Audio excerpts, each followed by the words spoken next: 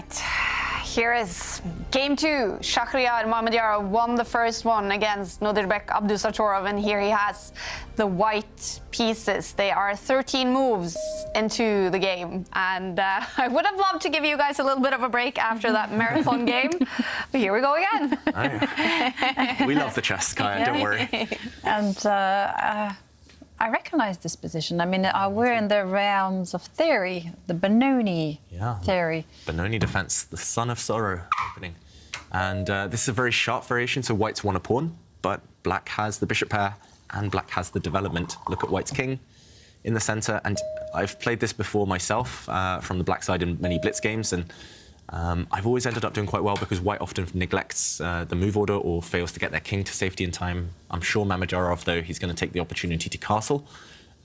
Probably now. There we go, white's king gets to safety, and we settle into a middle game finally. And still theory, as far as I know. Yeah, and from what I remember, they challenge the knights, because I actually played this with the white pieces. And just like this? Yeah, just like this. Although I remember from my notes that it was a draw. And I remember I was like, OK, must fix this, because I cannot have any forced draws in my repertoire.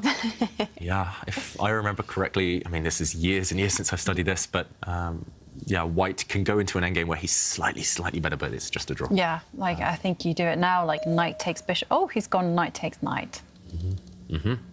So white's knights look very good, but one of them will be removed right now. I'm assuming the black queen is actually going to swing over and take one of the knights. Oh. Okay, he takes with the bishop. And, OK, interesting. So white is a pawn up. We mentioned that out of the opening, just before we joined it, white did win a pawn. But black is very active in return. Look at black's queen. She's actually parked quite nicely. She's putting some pressure on white's pawns on the left side. She's kind of got her vision on some diagonals as well. Black's bishop, much stronger than its counterpart. And white's pawn in the center of the board, the passed pawn on the d-file. Maybe more of a strength, maybe more of a weakness than a strength right now. Yeah, but it is an extra pawn. That was the logic of my choosing this particular variation. No real risk for white. No. Mamedyarov won the first game, so it makes sense to go into something like this where he can try, but if it goes wrong, he gives back his pawn and it will be a draw. If I remember rightly, I think my notes went that the queen came out to the f3 square. I switched lines, so I can't quite remember what I had prepared. Yeah, that would make sense. White's pieces are fast asleep. They need to improve, so we're expecting white's queen to come out, and yeah, there we go, Jovanka. Prediction queen, back on point. We have a 37-year-old Shakhriyar Mamedyarov from Azerbaijan, ranked as number 13 in classical chess in the world, against a teenager, 18-year-old Nodirbek Abdusattorov from Uzbekistan. He is the world rapid champion. And we know Shakhriyar Mamedyarov, he's unpredictable, he plays some crazy chess. What about Abdusattorov? What kind of a style does he have? So he can do anything. So when I first started becoming aware of Abdusattorov, he was about 10 years old, and he beat a couple of grandmasters when he was 10, 11. And he was very direct, very attacking. He still is. He likes kind of really complicated positions. He likes tactics. He's very good at calculation. But recently, the big jump he's made in the last 12 months, it's because he's mastered more strategic, kind of slower positions, and he's actually very patient. He's got very good nerves.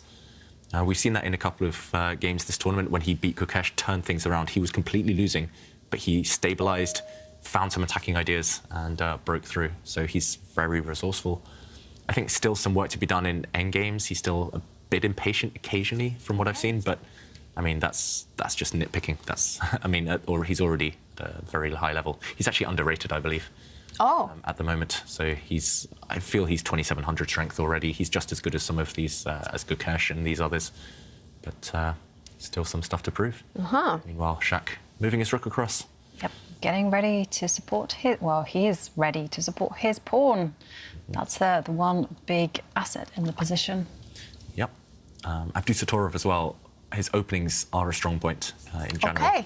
The reason he won, or the main reason he won the World Rapid, is because he was playing the same line of the English opening every white game. And with that line, he beat Magnus, he beat Jan Nepomniachtchi, he beat, I think, Caruana, he beat Abronian, all with basically the same opening, because he'd studied it so deeply, played training games with his coach, with his friends.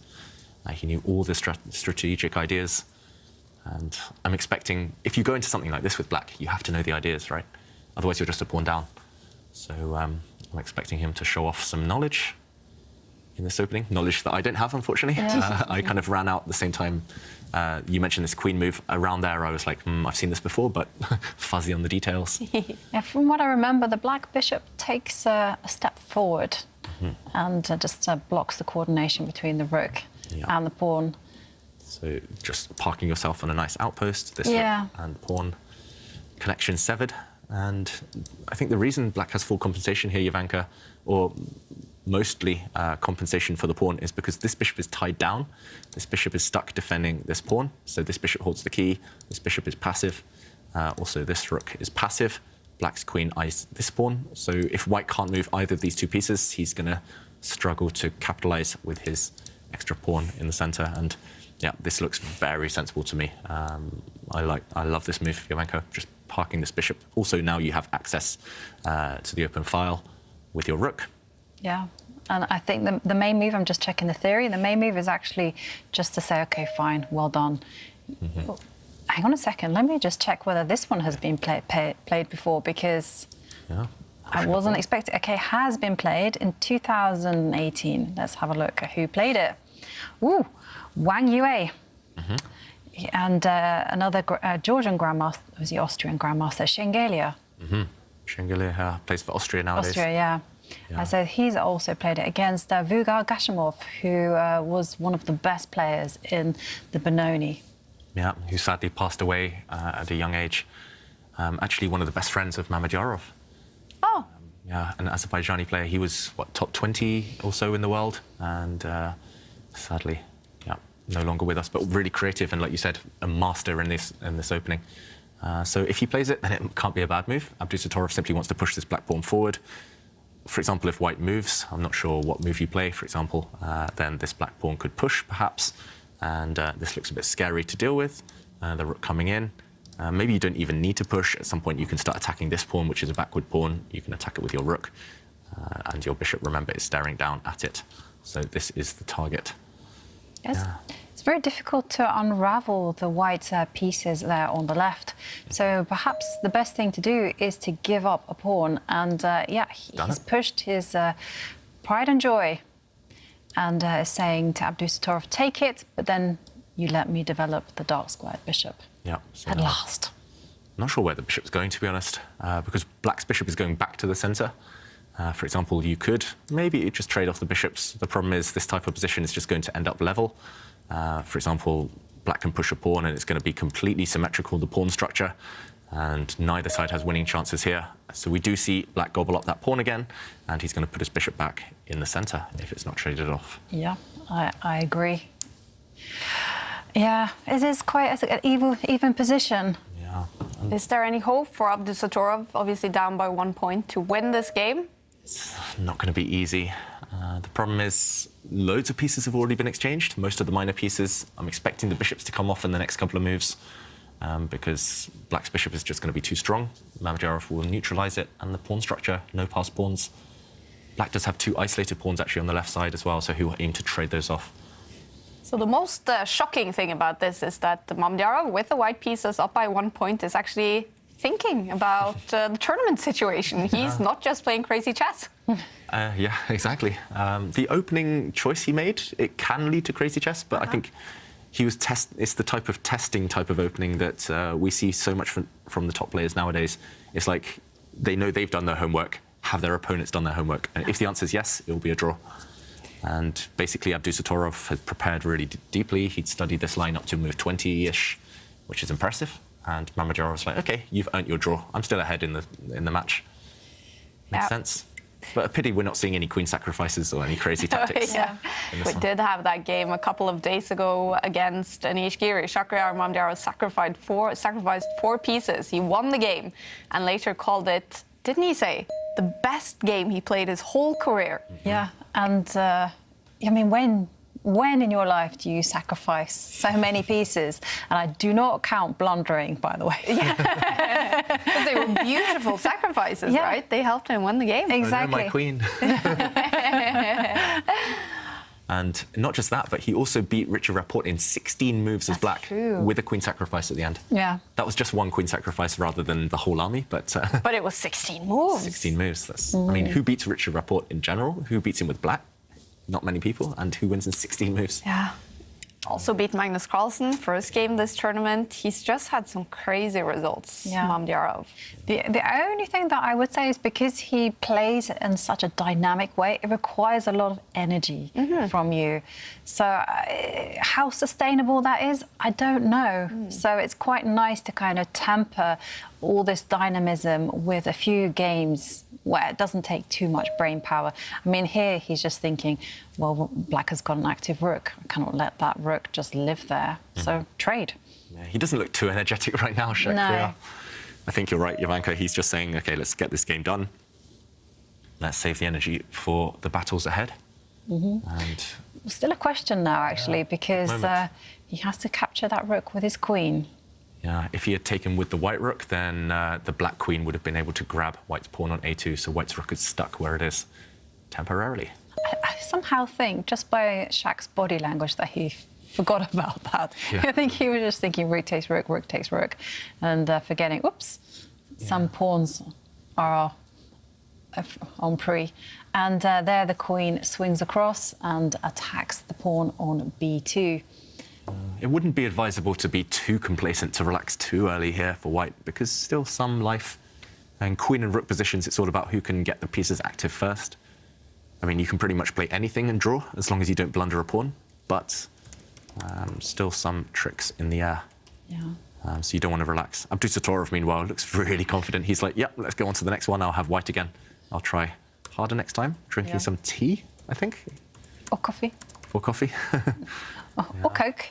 I just forget that coffee's even an option. I can't believe you never had coffee, David, and God, you stay up all night playing bullet chess. I know, it's just the worst thing in the world, coffee. Like, literally, I can't believe it. if I could choose to get rid of one thing in the entire world, it would be coffee. Oh, wait, but you would so have a bad. lot of angry friends and neighbors, and everyone would be angry. And a lot of people with headaches. Don't take our coffee away. Oh, I just don't understand. Yeah, I agree. I'm in your camp, David. I would also get rid of the drink. There you go, Kaya. I actually heard not too long ago that the drink that is most drinked in the world, I thought it was coffee, but it is actually tea. It's tea. Oh, wow. Probably because of England and China. Yeah. Yeah. Yeah, absolutely. India, And India as well. And India as well. Oh, yeah, definitely. And there we see Mamedyarov offer his queen up for an exchange. And whilst Abdusattorov is thinking, well, we are running a Caption This competition where we're asking the viewers at home to caption this picture of Duda. And I quite like this very sweet photoshopping attempt by Tar Elkin, because it's this photoshopping Yovi level. Oh! Just get the paintbrush out. Hair things. I like it. What is that? It's just, he just scribbled some brown thing and just said hair things. So is Hair it like a hair dryer or something just, like that? Just put some hair on top of the hair things device. Hair things. But I just like it for its photoshopping attempt, because literally I get a picture and I do, I'm so bad with technology. We don't use Photoshop, like we use Paint. Good old Paint. Yes, that's right. I do as well. I do it on my phone. And often I get remarks back from my friends like, what on earth have you sent me? Yeah, and there the queens have left the board. Any chance? To me, it just looks like it's going to fizzle out as soon as possible. I agree. For a moment, I thought black could maybe get a bit excited, but the problem is white's rook is going to get active finally as well. And I mean, here, if you play slowly as black, if you just move your king, then you're not really going to make progress. You're not going to win this game. So at first, I thought, OK, exactly the move Abdusattorov played. He can come in, put pressure on this pawn. But Shakira is not going to go passive. That would be a cardinal sin in any rook endgame, to go passive. First, you go active yourself. And this attack is going to be surely met by a counterattack. There we go. And Mamedyarov, he's going after this pawn. And we're just going to see everything get simplified on the queen side. This pawn you can't really keep alive much longer. If you take white's pawn, the black pawn drops. And for example, we could see a continuation such as this one, black's pawn pushing, white's rook behind the black pawn, And sooner or later, black's rook will have to go and deal with white's passed pawn that's running up the board. So we'll see the whole of this side of the board just be eliminated. 3 pawns versus 3 pawns on one side, and a draw. All right. Yeah, not much else to say, unfortunately. No. That's almost guaranteed at this point, and we're racing right down that variation. And they will then have 15 minutes before game 3, Abdusattorov with the white pieces, and he's going to be in a must-win either in the next game or the game after that. If Shak wins the next game, then it's going to be over. He will be ready for the semi-final. So it's going to be a little bit dramatic for Abdusattorov after this game. Mm. Yeah. And I have to say, I really like Shak's last pawn move. And the reason I like it is because it's quite thematic, because basically, whenever black wants to advance any of his pawns, he has to make trades. And the more trades you make, the closer you get to the draw. Yeah. Now white's pawn will act as a distraction. The black rook will have to go behind it sooner or later. And then we'll see that mechanism where both rooks slide behind the enemy pawns, and yeah, the Hoover comes out. It's hard to get excited here. But Abdusattorov, he might try. The black king's slightly more active than the white king. I do feel that Shak could have drawn this a bit easier. Mm-hmm. He's kind of gone the hard way about drawing. He's just really trying to force the issue, but it should be still within the realms of equality. White's pawn is pretty far advanced now. The problem is as well, when the black king starts moving towards its own pawn, he's going to have to give up those pawns on the king side, on the right side. I don't think he'll be in time, but it's tempting. Do you think Abdusattorov will risk it? Risk it for the biscuit. Nothing ventured, nothing gained. Yeah, if this was the last game of the day, I think Abdusattorov would just run with the black king and gamble. Yeah. But I think, firstly, you have to do a bit of calculation just to make sure you don't just run with the king for no reason. And white's rook will just gobble up all the pawns on the 7th rank, and maybe Shak will even win. But yeah, it's something to consider, for sure. I was just checking the computer assessments to see whether he could run with the king. It says, yeah, do it. Oh, wow. It's 0.00. OK, still a draw. It's still a draw, yeah.